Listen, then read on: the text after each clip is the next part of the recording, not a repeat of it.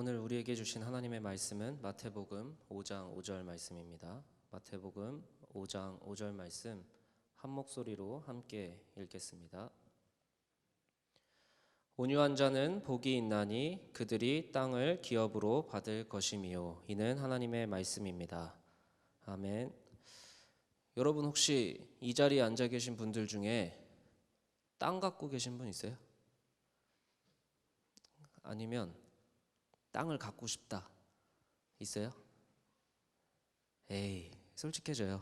땅을 갖고 싶은 사람 없어요? 많죠? 네. 그 부동산이 어떻게 보면 우리의 그 안정적인 경제 생활을 주는 탁월한 요소인 게 확실한 것 같아요. 근데 부동산에 대해서 제가 이렇게 인터넷에 찾아보니까 다양한 말들이 있더라고요. 근데 그 중에서 되게 와닿은 말이 있었어요. 와닿는지 한번 들어보세요. 부동산은 배신하지 않는다. 와닿으시나요? 대한민국이 개발되면서 한국 사회의 그 지배해온 투자 방향이 바로 부동산인 것 같습니다. 그래서 사람들이 돈을 벌면 바로 땅을 사고 땅에다가 투자를 하는 것 같고 여전히 그런 신화는 계속되고 있는 것 같습니다. 그리고 누군가에게 인생의 가장 큰 목표를 물어봤을 때 하나가 건물주. 그래서 심지어 이런 말도 있더라고요. 조물주 위에 건물주. 코로나가 너무 지금 어려운 상황이잖아요. 그래서 이렇게 좀 신방하고 아니면 이렇게 기사를 보고 하니까 댓글들에도 이런 말들이 있더라고요. 건물주가 되고 싶다. 청년들도 건물주가 되고 싶은 꿈이 점점 더 커지는 것 같아요. 경제가 어려울수록 내가 건물 갖고 있었으면, 내가 땅을 갖고 있었으면 좀 더 나을 텐데 라는 생각을 하는 것 같아요. 특히 프리랜서나 자영업자들 수익이 없는데도 월세를 내야만 하는 각박한 경제 상황 속에서 땅에 대한 소유욕은 점점 더 커지는 것 같습니다. 결국 땅을 얻기 위해서 사람들은 돈을 더 많이 벌고 싶고 땅이 있으면 내가 안정적인 삶을 살 수 있다는 생각이 강해지는 것 같아요. 땅이 내 삶을 보장해 줄 것 같고 그런데 그 땅을 얻기 위해서는 나에게 돈이 필요하고 힘이 필요한 겁니다. 근데 사실 이런 생각들이 교회 안에도 많은 것 같아요. 강한 힘과 돈을 가지면 교회도 강해질 것이라는 이 땅의 질서가 교회 안에 가득한 것 같습니다. 그러나 하늘나라의 질서를 가르치시는 예수님은 뭐라고 얘기를 하시죠? 오늘 땅을 갖는 방법이 힘과 돈에 있지 않고 어디에 있다고요? 온유함에 있다라고 가르쳐주고 계신 거예요. 사실 하나님을 믿는다, 예수님을 믿는다 하면서도 이 말이 우리한테 그렇게 와닿지 않을 수가 있어요. 무슨 온유하면 땅을 가져요. 그러면 내가 옛날에 땅 가졌지라고 생각하는 청년들이 있을 수도 있습니다. 땅을 얻을 사람의 조건이 물질이나 힘이 아니라 온유한 사람이다. 도대체 온유가 뭐길래 하나님은 온유한 사람이 땅을 가질 수 있다라고 얘기를 하실까? 그리고 온유한 사람에게 하나님이 주시고 싶은 땅은 무엇일까? 오늘은 팔복의 세 번째 시간입니다. 우리가 계속해서 이어가는 이 하나님 나라의 질서 팔복은요, 따로 떨어져 있는 8가지의 복이 아니라 이어져 있는 복이라고 말씀을 드렸어요. 심령이 가난한 사람은 가난하다 보니까 애통할 수밖에 없습니다. 그런데 이 애통한 사람은 결국엔 하나님의 위로를 받게 될 것이다. 그리고 하나님의 위로를 받은 자는 온유한 사람이 될 것인데 그 온유한 사람은 땅을 기업으로 받을 것이다. 이게 하나님 나라 질서의 세 번째 표지판, 바로 온유한 사람은 땅을 기업으로 받게 될 것이다. 이 세 번째 표지판을 통해서 여러분들의 삶의 방향성을 잘 점검해보는 오늘의 예배 시간이 되면 좋겠습니다. 자, 그렇다면 먼저 온유한 사람은 어떤 사람이냐를 짚어내야 될 거예요. 자, 온유한 사람은 통제받는 사람이다. 한번 따라해 봅시다. 네, 한 번 더 따라해 볼까요? 온유한 사람은 통제받는 사람이다. 네, 여러분 온유라는 말을 딱 들었을 때 느껴지는 이미지는 이런 거예요. 착하고 유순하고. 그런데 소위 말하는 착한 사람, 화를 안 내는 사람이 온유한 사람이라고 생각을 하는데 성경에서 말하는 온유는요, 절대로 착하고 화 안 내는 성격을 말하는 게 아니에요. 이거는 성격이 아니에요. 아시겠죠? 자, 왜 그러냐? 스스로 예수님은 뭐라고 평가하셨냐면 나는 온유하고 겸손한 자다라고 얘기를 하셨어요. 근데 여러분 예수님 이야기를 조금 읽어보면 예수님이 화를 한 번도 안 내셨을까요? 예수님이 항상 착하게만 사셨을까요? 잘 성경을 읽어보면요, 성전에서 물건을 사고 파는 사람들에게 상을 엎으시고요, 막 채찍질을 하세요. 착해요? 화 안 내셨어요? 아니죠. 그리고 바리새인들한테 예수님이 뭐라고 얘기하시냐면 화 있을진저라고 얘기하세요. 엄청 저주의 말이에요. 그러니까 지금 이 시대의 말로 하면 그냥 욕을 하신 거예요. 착해요? 우리가 생각하는 그런 온유의 이미지가 맞아요? 아니죠. 그럼 도대체 온유는 뭘까? 성경에서 얘기하는 이 온유의 사전적인 정의는요, 야생마 있죠. 막 자기 마음대로 이렇게 들고 뛰는 그 말을요, 잘 통제받도록 훈련된 말을 온유라고 써요. 그러니까 온유의 이미지는 착하고 유순한 성격이 아니라 강한 힘을 갖고 있고 자기 멋대로 살던 어떠한 말이 훈련받고 잘 통제된 상태를 온유라고 이야기를 하는 거예요. 주인의 통제에 따라서 달려가고 싶을 때 달려가고 멈추고 싶을 때 멈추는 게 아니라 주인이 멈추라고 하면 멈추고 주인이 달려가라고 하면 달려가는 그 훈련된 말이 바로 온유라는 거예요. 그렇기 때문에 힘이 필요할 때 힘을 쓰고 하나님이 나에게 어떠한 주신 힘을 하나님의 뜻에 맞게 쓰는 통제받고 있는 그 사람이 바로 온유한 사람이라는 겁니다. 그런데 이 통제라는 이 단어는 사실 이 시대에는 우리에게는 참 불편하고 받아들이기가 쉽지 않은 단어임에는 확실합니다. 그런데 우리가 두려워하는 모든 위험과 위기를 좀 잘 생각해 보시면 좋겠어요. 그 모든 위험과 위기는 어디에서 찾아오느냐? 통제되지 않는 어떤 힘 때문에 우리가 위험과 위기를 겪는 거예요. 요새 사람들이 가장 두려워하는 게 뭘까요? 뭔 것 같아요? 요새 사람들이 가장 두려워하는 거? 제가 생각했을 때는 코로나 바이러스 같아요. 근데 이 코로나 바이러스가 두려운 이유는요, 막 치명률이 너무 높고 이런 걸 다 떠나서 완전히 통제할 수단이 없기 때문에 우리가 두려워하는 게 아닌가 생각이 들어요. 백신이 개발되거나 우리의 면역 체계로 후유증 없이 깨끗이 나을 수 있는 바이러스라면 우리가 이렇게까지 두려워하진 않을 것 같아요. 통제되지 않은 힘에 대해서 우리는 자연스럽게 뭘 느끼냐? 두려움을 느끼는 거예요. 우리가 아무리 유익하게 사용하는 물이나 불도요, 통제되지 않았을 경우에는 우리에게 너무나 무서움과 두려움과 위험으로 찾아오는 겁니다. 인간은요, 본능적으로 통제되지 않는 거에 두려움을 느껴요. 사람도 동일해요. 코로나 바이러스가 이렇게 퍼지니까 그런 기사들이 돌더라고요. 야, 사람들이 생활을 차단하니까 공기가 깨끗해지더라. 자연도 정화되더라. 야, 사람이 문제야. 근데 저는 그렇게 생각 안 해요. 사람이 문제가 아니라 통제되지 않은 사람의 무엇인가가 문제인 거예요. 사람의 욕망이 통제되지 않으니까 막 소비하는 거예요. 사람의 욕망이 통제되지 않으니까 막 공장을 돌리는 거예요. 사람의 욕망이 통제되지 않을 때 여러 가지 문제가 생겼던 거예요. 그렇기 때문에 오늘 이 말씀 시간에는 온유를 생각할 때 뭘 생각해야 되냐? 통제를 다시 한번 우리가 생각을 하면 좋겠어요. 통제라는 건 단순히 나를 올가매고 내 자유를 억압하는 게 아니라 인간을 진짜 인간 되게 만들고 인간이 살아가는 터전을 진짜 올바른 터전이 되게 하는 게 바로 통제가 아닌가 생각합니다. 자, 아이가 하나 있습니다. 이 아이를 키우는 게 바로 부모의 존재 이유인데, 이 부모가 되면요, 나는 맛있는 걸 못 먹어도 자녀한테는 최고의 것을 먹이고 싶은 게 부모의 마음이고, 나는 거적대기를 입어도 얘한테는 좋은 옷을 입히고 싶은 게 부모의 마음인 것 같아요.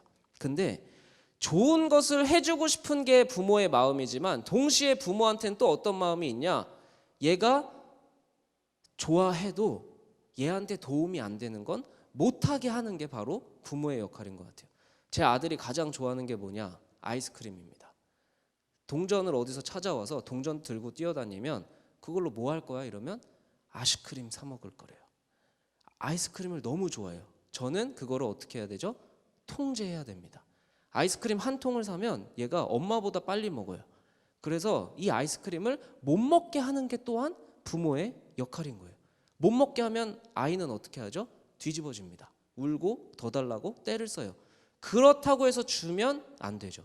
진짜 부모는 그거를 안 주는 게, 통제하는 게, 그 아이의 생떼를 못하게 하는 게 부모의 또 다른 역할이기도 한 겁니다. 우리가 지난주에 애통하는 자는 하나님의 위로가 필요하다고 했어요. 근데 하나님의 위로를 받은 사람은 동시에 또한 무엇을 받아야 되느냐? 하나님의 통제를 받아야 되는 게 하나님의 자녀의 임무인 거예요. 진짜 우리가 참 인간이 되기 위해서, 우리가 진짜 하나님이 주시고자 하는 땅을 얻기 위해서 우리는 하나님의 위로에만 만족하는 존재들이 아니라 하나님의 통제를 따르는 것도 우리의 임무인 것입니다. 여러분들한테 한번 그래서 여쭤볼게요. 여러분들은 매일의 삶이 성령님에 의해 통제받고 있습니까? 여러분들의 말이 성령님에 의해 통제받고 있습니까? 여러분들의 감정이 성령님에 의해 통제받고 있습니까? 여러분의 탐욕이 성령님에 의해 통제받고 있습니까? 근데 살다 보면 알게 될 거예요. 이 통제라는 건 내 의지로 되는 게 아니다라는 것. 순간 그 찰나에 이미 화를 내고 있는 나를 발견하게 될 거예요. 순간에 이미 유혹에 넘어가 있는 나를 발견한 게 수십 번, 수백 번이 될 거라고 생각을 해요. 온유한 자라는 거는 결국에는 내 결단으로, 내 의지로 되는 상태가 아닌 것 같아요. 왜냐? 성경은 온유를 뭐라고 얘기하냐면 성령의 열매라고 해요. 성령이 나를 통제하셨을 때 생기는 게 온유지, 내 의지로 내 모든 욕망을 통제할 수 있는 게 온유가 아닌 거예요. 여전히 온유하고 싶지만, 하나님의 뜻에 따르고 싶지만 매일 똑같은 실수와 잘못에 넘어지고 있는 나 스스로에게 실망한 청년들이 이 자리에 있습니까? 더불어 내가 살아가고 있는 땅, 그게 직장이면 직장, 가정이면 가정, 학업의 자리면 학업의 자리, 여기에서도 통제되지 않은 무언가로 힘들어하는 청년들이 이 자리에 있습니까? 하나님, 온유하고 싶어요. 하나님, 하나님에 의해서 통제받고 싶어요. 그런 마음과 결단이 있더라도 우리는 또 실패합니다. 왜 그럴까? 이 왜 그럴까를 우리가 마지막으로 짚어봐야 되겠습니다. 자, 두 번째, 온유할 때 얻는 땅을 믿는다. 한번 따라해 봅시다. 온유할 때 얻는 땅을 믿는다. 자, 우리가 실패하는 이유는 온유할 때 주겠다고 약속한 이 땅보다 온유하지 않을 때 얻을 수 있는 땅이 더 좋아 보이기 때문에 우리는 기꺼이 온유하지 않는 거예요. 내 감정을 따라서 살 때 얻는 무언가가 하나님의 통제를 받을 때 얻는 무언가보다 더 좋아 보이기 때문에 그냥 내 감정대로 하는 거예요. 내가 희생해서 뭐해? 내가 희생해서 얻게 될 게 없어 보이니까 희생하기보다는 내 욕심대로 사는 거예요. 내 탐욕대로 사는 게 내 탐욕을 절제할 때보다 더 좋아 보이기 때문에 그냥 내 탐욕에 나를 맡겨버리는 거예요. 그것이 성욕이 됐든 식욕이 됐든 무욕이 됐든 그걸 내가 그냥 마음대로 할 때 얻어지는 무언가가 그걸 절제할 때 얻어지는 무언가보다 더 커 보이기 때문에 나는 그냥 내 욕구에 따라서 행동한다라는 거예요. 도대체 어떻게 통제받아야 될까? 어떻게 그 통제를 통해서 얻는 땅이 얼마나 좋길래 나는 그거를 해야 되는 건가?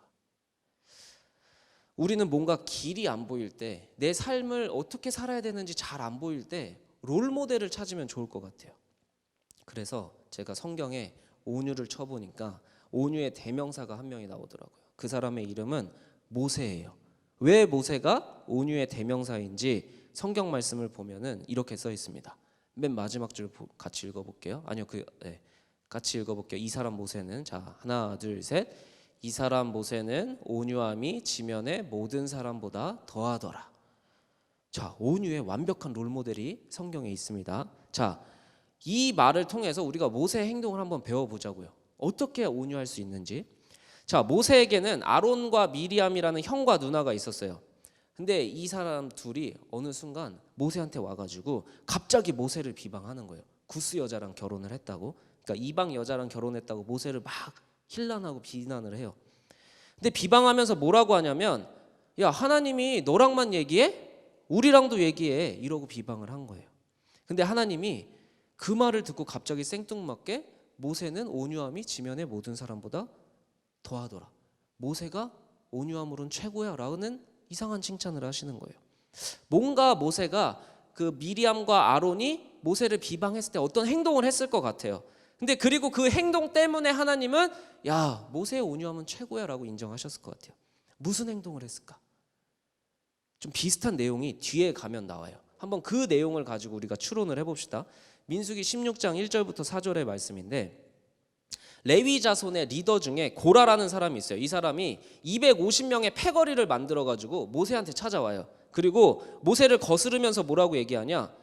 모세 당신 하는 거 약간 좀 분수에 지나친 것 같은데요? 라고 갑자기 비난을 하는 거예요. 그러면서 뭐라고 하냐면 똑같이 얘기해요.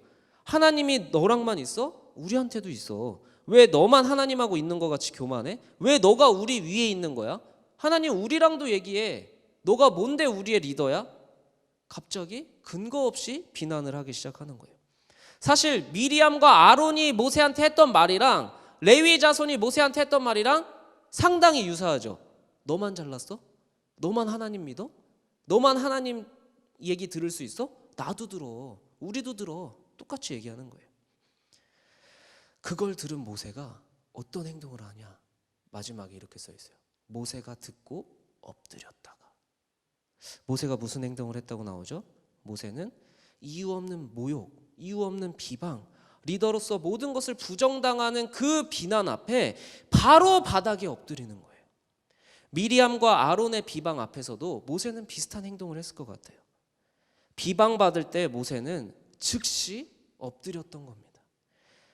그래서 13장 그 앞부분을 보시면요, 이 모습을 보고 하나님은 세상에 누구보다 모세의 온유함이 최고다라고 칭찬을 하신 거예요. 모세의 온유함은요, 자기를 향한 이해할 수 없는 거짓된 공격에 같이 분노하거나 비방하거나 그 당황스러운 시간 앞에 좌절하지 않고 바로 하나님 앞에 무릎 꿇었던 것이 하나님이 인정한 모세의 온유함이라는 겁니다. 그 시간에 하나님 앞에 무릎 꿇고 하나님의 이름을 부르면서 하나님을 찾는 모세의 행동은 바로 온유함이라는 것입니다. 온유함은 의지로 노력으로 길러내는 성품이 아닌 게 분명해지는 거예요. 하나님이 보이지 않는 순간, 그게 억울한 순간일 수도 있고 두려운 상황일 수도 있어요. 그런데 하나님이 보이지 않는 그 순간에 하나님 앞에 무릎 꿇는 그 믿음이 바로 성경이 말하는 온유함이라는 겁니다. 내가 통제할 수 없는 상황에 이 상황을 통제할 수 있는 존재는 하나님밖에 없습니다. 그래서 하나님 앞에 무릎 꿇는 게 바로 성경이 말하는 온유함이라는 거예요. 모세를 온유하다고 칭찬하신 하나님은요, 모세와 미리암과 아론을 한자리에 불러 모으세요. 그리고 누구 편에서 얘기를 하시냐? 모세 편에서 얘기를 해주세요. 왜 그럴까요? 하나님 앞에 무릎 꿇은 존재는 모세밖에 없었기 때문입니다. 그러면서 뭐라고 얘기하시냐? 그래 맞아, 나 환상으로 너네랑도 얘기하고 꿈으로도 얘기해. 근데 모세하고는 대면하고 얘기해 라고 얘기를 하시는 거예요. 하나님은 진노하시고요, 그 자리를 떠나버리세요. 모세는 자기가 아무것도 할 수 없는 이유 없는 비방 앞에 하나님의 통제를 구하면서 무릎을 꿇었습니다. 그랬더니 하나님이 모세의 편이 되어주신 겁니다. 하나님은 온유한 자의 편에 서시고 하나님의 통제를 바라는 그의 울부짖음에 응답하시고 그 상황을 통제하기 시작하신 겁니다. 오늘 말씀을 우리의 삶에 적용을 해보면 좋겠습니다. 나는 얼마나 성령에 통제받고 있는가? 내가 좋아하고 하고 싶다고 하지만 하고 나면 후회하는 것들이 혹시 여러분들의 삶에 있습니까? 그것들이 있다면 내 욕망이 통제받지 못하고 있다라는 뜻입니다. 내가 짜증나서 짜증내고 화나서 화를 냈지만 후회한다면 여러분들 그 순간에 하나님 내 감정을 통제해 주세요. 내가 하고 싶은 말이라 다 말을 쏟아냈는데 후회가 되었다면 하나님 내 언어를 통제해 주세요. 매 순간 통제하지 못하는 것들의 투성이에요. 하나님 앞에 하나님 나의 것을 온전히 통제해 주세요라는 그 요청이 우리에게 필요한 것이 아닌가 생각이 됩니다. 그러나 더 나아가서 여러분들이 처한 땅, 여러분들이 처한 상황을 위해서도 동일한 기도로 하나님의 복을 누리는 주님의 자녀들이 되기를 축복합니다. 여러분의 상황을 한번 돌아보세요. 여러분 상황 속에 여러분이 전혀 통제할 수 없는 무언가가 있습니까? 여러분들의 삶에 전혀 여러분들이 통제할 수 없는 무언가가 드러나서 여러분들이 두려움과 위험을 느끼고 있습니까? 지금까지 그 두려움과 위험에 여러분들은 어떻게 대응하고 사셨나요? 비방하는 사람에게 같이 비방하고, 편을 만드는 누군가를 보고 나도 똑같이 편을 만들거나, 이해할 수 없는 거짓 공격에 그저 당황만 했는지, 혹은 그 상황에 두려워서 그저 눈물만 흘리고 살았는지. 하나님, 나는 애통합니다. 하나님의 위로가 필요해서 눈물을 흘렸지만, 하나님의 위로를 받았지만 전혀 변하지 않는 상황에 하나님은 우리에게 뭐라고 얘기하시냐? 온유한 사람은 복이 있다라고 얘기를 하시는 거예요. 나의 통제가 필요한 관계다, 나의 통제가 필요한 상황이다라고 이야기를 하시는 거예요. 그렇게 나의 통제를 바랄 때 내가 너희의 상황과 너희의 환경을 통제하겠다라고 약속을 하시는 거예요. 여러분에게 하나님의 말씀으로 도전을 합니다. 온유한 자는 복이 있나니 땅을 기업으로 받을 것입니다. 큰 능력, 큰 힘이 아닌 영원한 땅을 차지하는 것은 바로 온유인 것입니다.